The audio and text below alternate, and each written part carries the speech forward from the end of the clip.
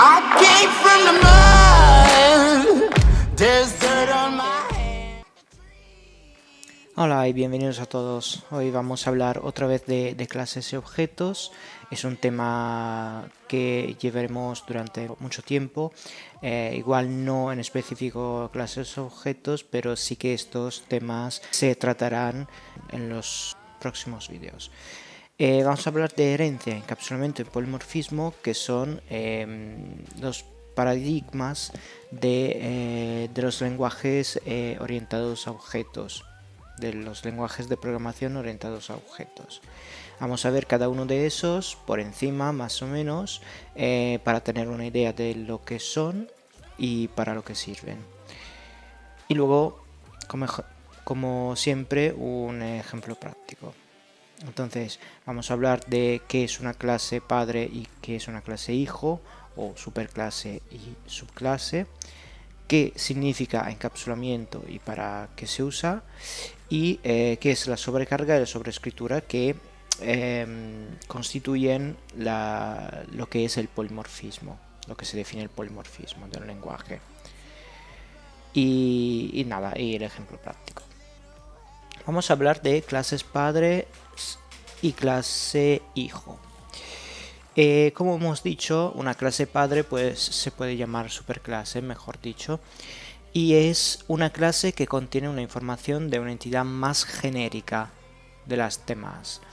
Entonces, por ejemplo, en nuestro caso, una clase padre podría ser una persona. Una persona, cualquier persona, digamos, tiene un nombre, un apellido, una edad y un largo etcétera. Y cualquier persona tiene la capacidad de comer y de dormir. Entonces, esa es una persona en general. Una subclase, en cambio, se refiere a una entidad más específica. Una subclase se especializa heredando información de la superclase, que es en este caso persona, pero añadiendo información específica para su ámbito. Por ejemplo, en este caso hemos puesto dos ejemplos, de uno de empleado y uno de estudiante. Un empleado es una persona, evidentemente, entonces contendrá toda la información que tiene una persona, un nombre, un apellido, una edad, la capacidad de comer y dormir, y además, por ejemplo, tendrá un número de empleado, un código de empleado y un sueldo, y tendrá la capacidad de trabajar. Entonces, esto es lo que define un empleado, que es una persona, pero más en específico una persona que trabaja, en este caso. Otro caso distinto es estudiante. Un estudiante, como siempre, es una persona, entonces hereda toda la información de persona, pero le añade algunas información extra que solo valen por el estudiante, por ejemplo, la matrícula, la nota media, etc. Y también la capacidad de estudiar. Entonces, estas son la clase padre, que es una persona que define una persona en general, y luego un empleado y un estudiante que especializan este concepto de persona añadiéndole información. ¿Esto para qué se usa? Evidentemente para evitar de duplicar código y para tener un comportamiento estándar por la información básica. Entonces, si es una persona y es capaz de comer, una persona de forma general siempre comerá de la misma manera, entonces no tiene por qué estar duplicado este método en empleado y en estudiante. Entonces se pone aquí, se estandariza, no se duplica, entonces eso es un código accesible solo en un punto y modificable solo en un punto, evidentemente, entonces se hace más mantenible el código. Luego vamos a ver qué es el encapsulamiento. También es dicho information hiding y es efectivamente la capacidad de ocultar información, pero no solo ocultar. También significa crear un solo punto de acceso a un determinado recurso, por ejemplo, un atributo de un objeto o un objeto mismo. Entonces, se oculta parte de la información, como son, por ejemplo, los detalles implementativos. ¿Y eso para qué se usa? Bueno, como he dicho, para crear un acceso único, un punto de acceso único. Entonces sé que mi información podrá ser modificada o consultada solo a través de este punto de acceso.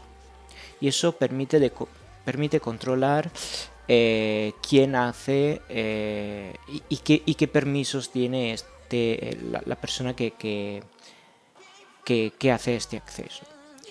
Entonces, proteger la información, evidentemente, porque si yo controlo un solo punto de acceso, puedo proteger la información de posibles errores, por ejemplo, errores de consulta a un dato en el mismo tiempo. Entonces, puedo gestionar la concurrencia del acceso a un recurso. Luego, oculta los detalles implementativos, porque realmente esto, como hemos dicho, se estandariza, y entonces si yo creo un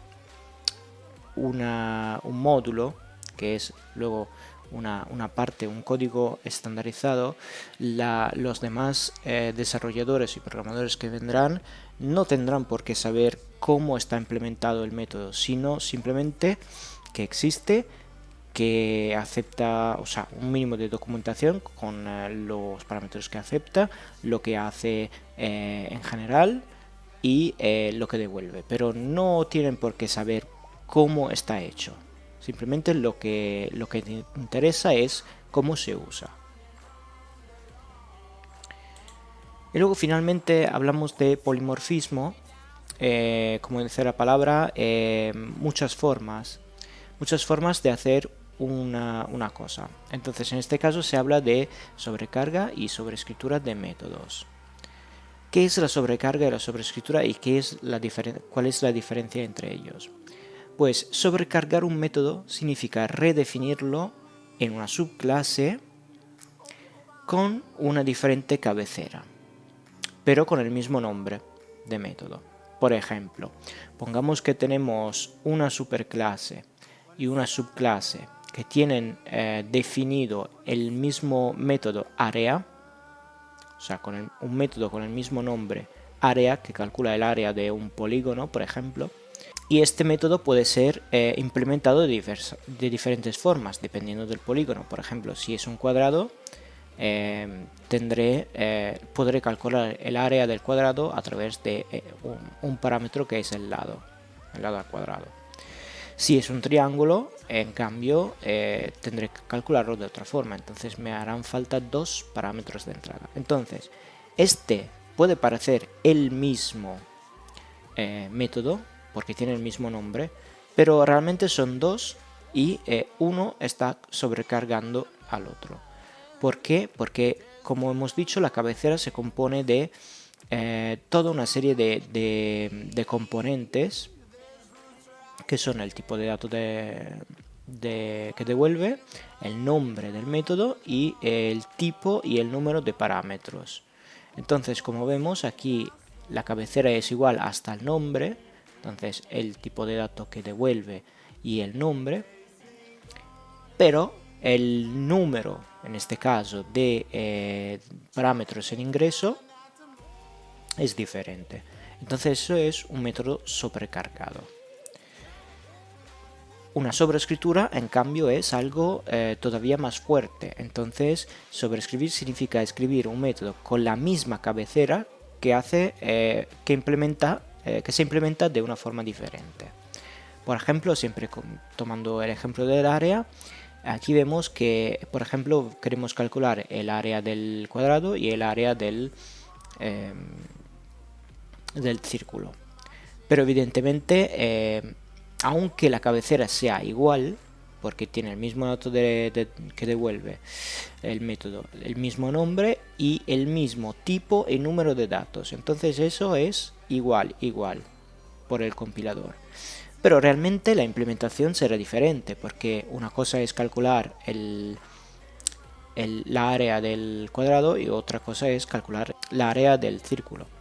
Entonces, aunque tenga la misma cabecera, la implementación será diferente. Esto quiere decir que estoy sobreescribiendo mi método.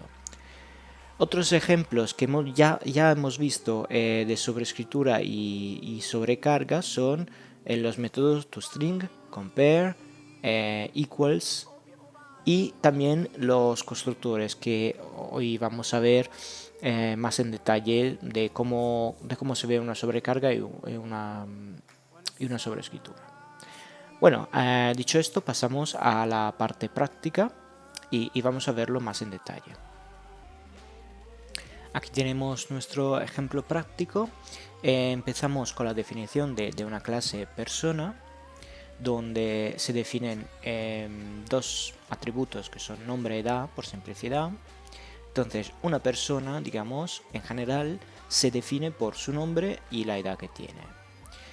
Y luego tenemos una serie de métodos constructores. Como hemos dicho, el método constructor es ese método que me permite definir qué valor tendrán los atributos de mi objeto cuando lo creeré. Entonces, en ese caso he definido un constructor sin ningún parámetro de ingreso que no va a inicializar los atributos de la clase. Entonces, cuando crearé un objeto utilizando este método constructor, el objeto se quedará vacío, o mejor dicho, los atributos del objeto se quedarán vacíos. Otro constructor es, por ejemplo, a través del nombre solamente. Entonces, cuando utilizaré esto, solo asignaré el valor que le doy en ingreso al atributo de nombre y la edad se quedará vacía. En este otro he utilizado todos los campos que tiene en este caso persona, entonces le voy definiendo el nombre y la edad y entonces el objeto se quedará completamente valorizado. Entonces, como vemos, aquí tenemos tres métodos que son public persona string y public persona string int, que tienen el mismo nombre del método pero diferente cabecera. ¿Por qué? Porque aquí no hay parámetros, aquí solo hay un parámetro de tipo string y aquí hay un parámetro de tipo string y uno de tipo edad.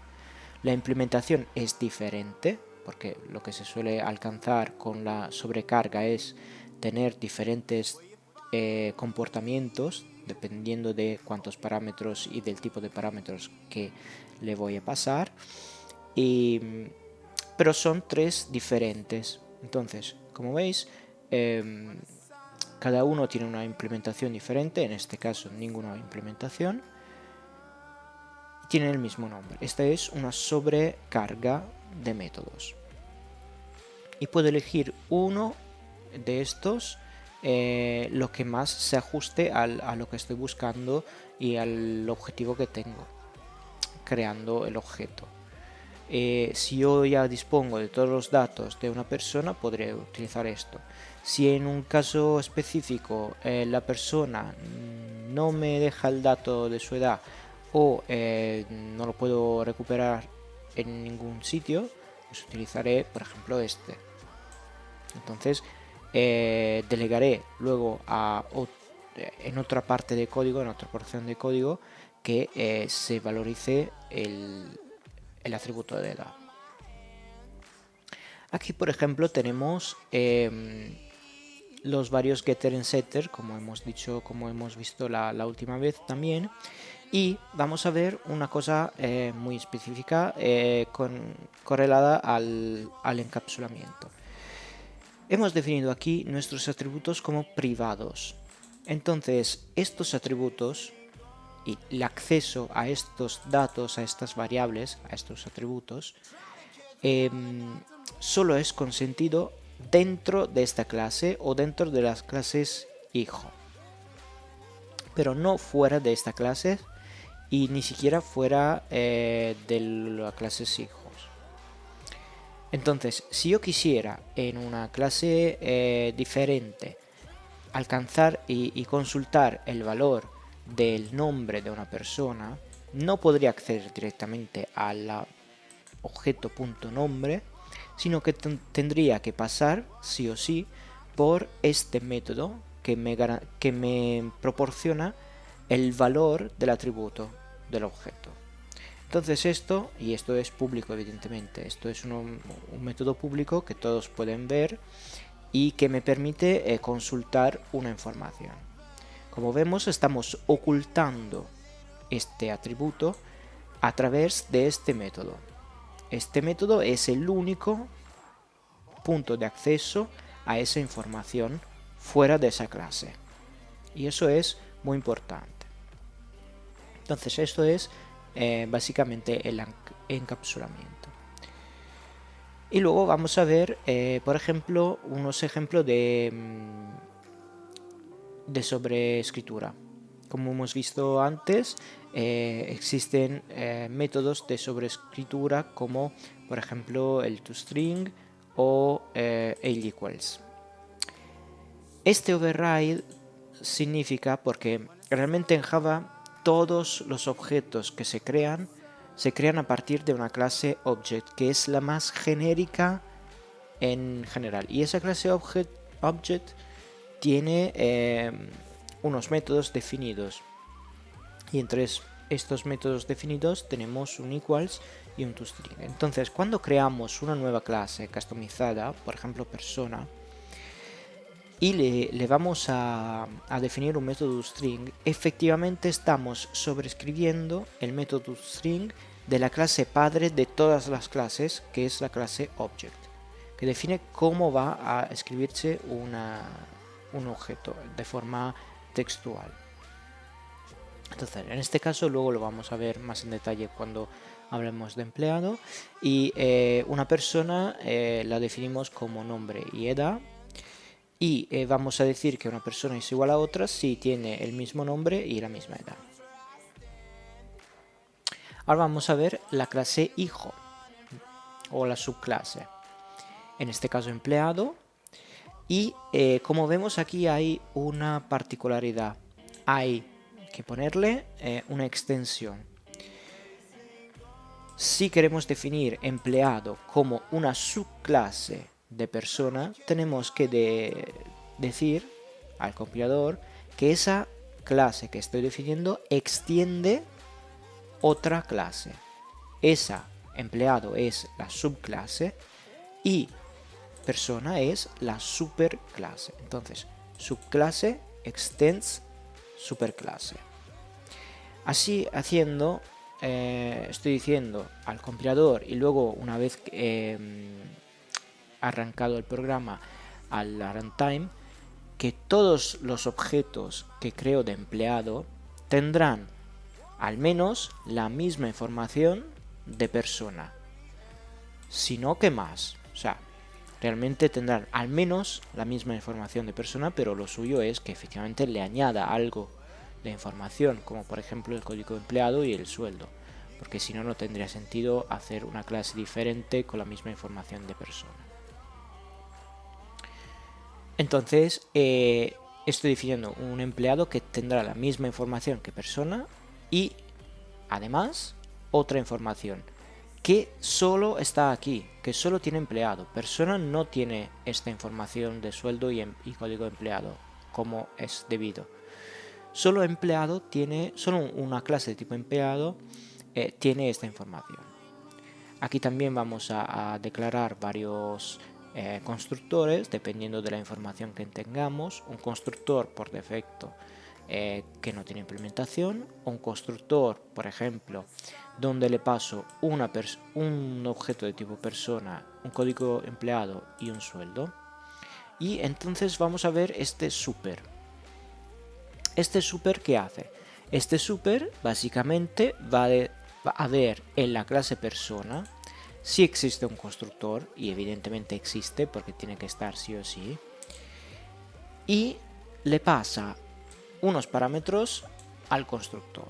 Por ejemplo, está definido en persona un constructor que tiene que acepta en ingreso un nombre y una edad, sí, y es este. Entonces aquí me estoy creando básicamente la información de persona. Estoy valorizando, inicializando los valores del nombre y la edad de este empleado a través del constructor de la superclase. Esto igual es un poco lioso al principio, pero luego conforme iremos avanzando se hará más simple. Y luego, naturalmente, si le paso también la información de código empleado y sueldo, voy a valorizar con la palabra this, que recordamos se refiere al atributo de esta clase. This código empleado se refiere al atributo, y código empleado sin nada se refiere al parámetro. Otro, por ejemplo, otro constructor podría ser solo con la información del empleado. Entonces no se valoriza ningún dato de la persona, entonces nombre y edad se quedarán vacíos y solo se inicializarán los atributos de código empleado y sueldo. Y finalmente un constructor con toda la información pasándosela a través de parámetros de tipo primitivo. Entonces string nombre, edad, código empleado. Como antes llamamos el constructor de la superclase con nombre y edad, y inicializamos código empleado y sueldo con los parámetros que nos pasan en ingreso. Aquí hay una particularidad. Como hemos visto, esta implementación es parecida a esta implementación, ya que realmente lo que estoy haciendo es llamar al constructor de la superclase que tiene el nombre y edad, y luego inicializar los dos atributos de empleado. Y esto es lo mismo. Lo que pasa es la forma en que paso la información, porque por ejemplo aquí me llegan dos parámetros diferentes que son los nombres y la edad, y se los paso así como llegan. Aquí me llega un parámetro que es un objeto, entonces para recuperar la información del nombre y la edad tengo que utilizar la notación con el punto. Entonces objeto punto nombre del método, y esto es el getter del nombre que me devuelve la información del nombre, y el getter de la edad que me devuelve la información de la edad. Entonces, aunque sean muy parecidos, no son igual las implementaciones.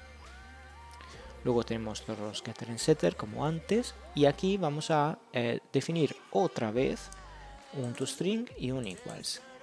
¿Por qué? Porque no es lo mismo decir que una persona es igual a otra y que un empleado es igual a otro. Y evidentemente un empleado no contiene la misma información, o no solo la información de una persona, sino más información.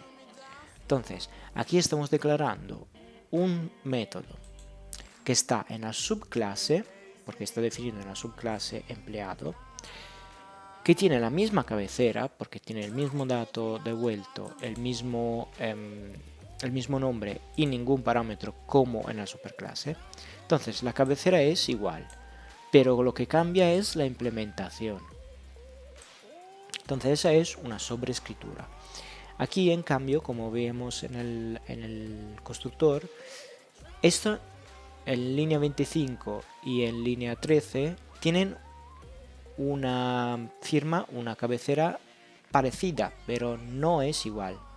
Entonces, ¿tienen el mismo nombre? Sí, pero no tienen el mismo número ni tipo de parámetros, porque aquí hay 3 parámetros de los cuales uno es de tipo persona, y aquí hay 4 parámetros de los cuales son string e int, el nombre y la edad. En cambio, aquí sí que la cabecera es idéntica y la implementación es diferente con respecto a la de persona, porque aquí le añadimos, además del nombre y la edad, también la información sobre el código de empleado y el sueldo. Y finalmente lo mismo vale por equals, porque como decía, no es lo mismo comparar dos personas o comparar dos empleados.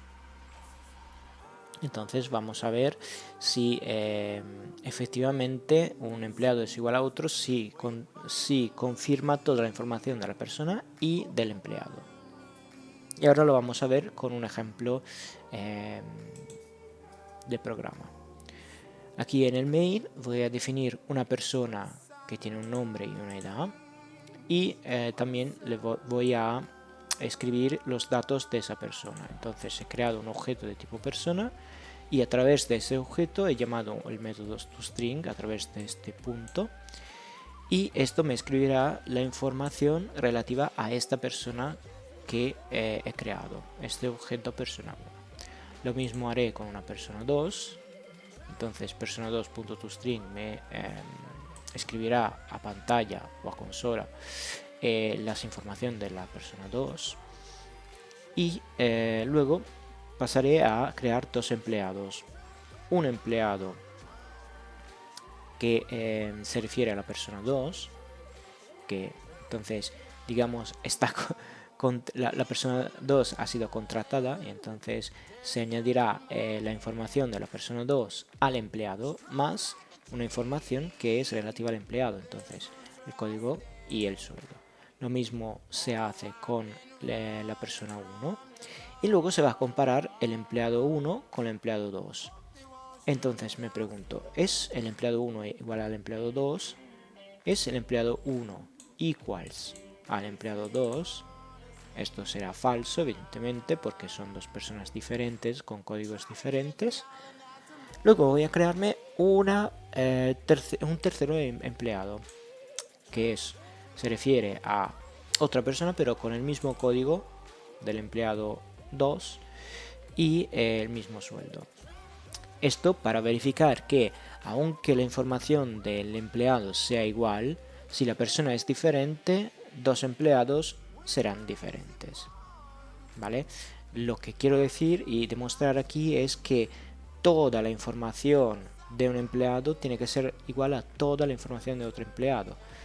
Entonces, si un empleado se refiere a una persona que es, por ejemplo, Pilar, no será igual a una persona a un empleado que se llama Enrique, evidentemente, aunque tenga el mismo código y el mismo sueldo.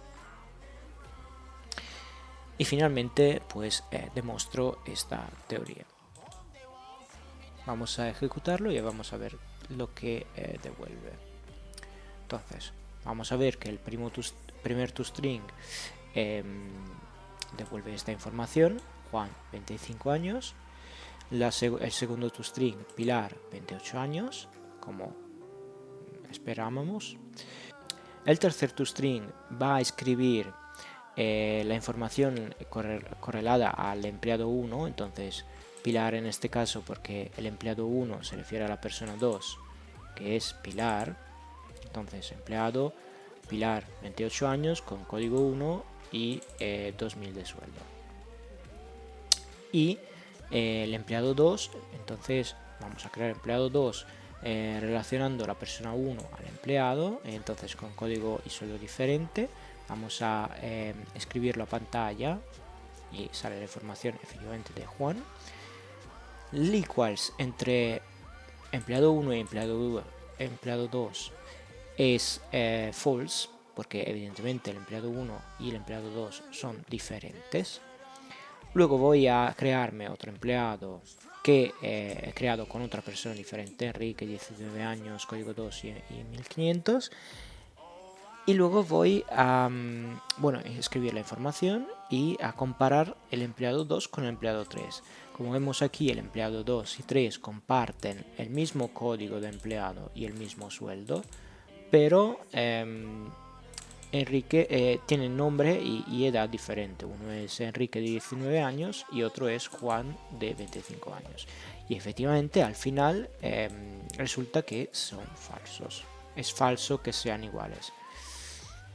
Entonces eso es para juguetear un poco con los métodos equals, con los métodos getters, toString y todo lo que que hemos visto anteriormente y con un poco los constructores que hemos puesto en persona y empleado, para ver que efectivamente hay muchas formas de implementar el mismo método. Entonces efectivamente la parte de sobrecarga y sobreescritura son fundamentales a la hora de escribir código y sobre todo de encontrar soluciones a problemas diferentes. Vale, hasta aquí el vídeo de hoy. Espero que os haya gustado y que haya sido útil, y nos vemos en el próximo vídeo.